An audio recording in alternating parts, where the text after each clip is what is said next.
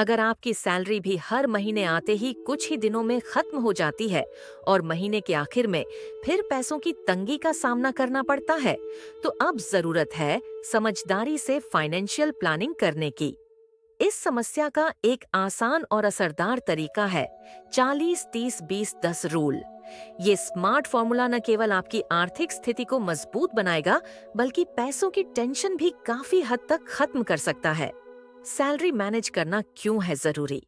अक्सर ऐसा देखा जाता है कि अच्छी सैलरी होने के बावजूद लोग महीने के खत्म होते होते पैसों की कमी से जूझने लगते हैं।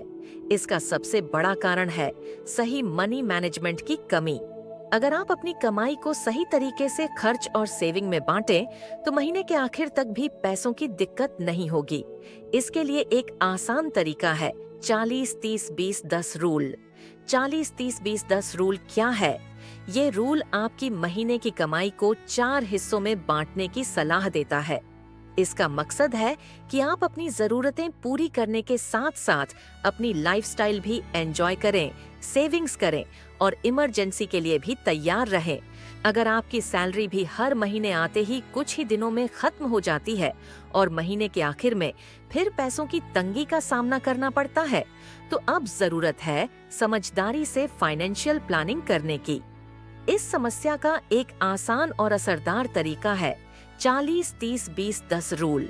ये स्मार्ट फॉर्मूला न केवल आपकी आर्थिक स्थिति को मजबूत बनाएगा, बल्कि पैसों की टेंशन भी काफी हद तक खत्म कर सकता है। सैलरी मैनेज करना क्यों है जरूरी? अक्सर ऐसा देखा जाता है कि अच्छी सैलरी होने के बावजूद लोग महीने के खत्म होते होते पैसों की कमी से जूझने लगते हैं। इसका सबसे बड़ा कारण है सही मनी मैनेजमेंट की कमी। अगर आप अपनी कमाई को सही तरीके से खर्च और सेविंग में बांटें, तो महीने के आखिर तक भी पैसों की दिक्कत नहीं होगी। इसके लिए एक आसान तरीका है 40-30-20-10 रूल। 40-30-20-10 रूल क्या है? ये रूल आपकी महीने की कमाई को 4 हिस्सों में बांटने की सलाह देता है।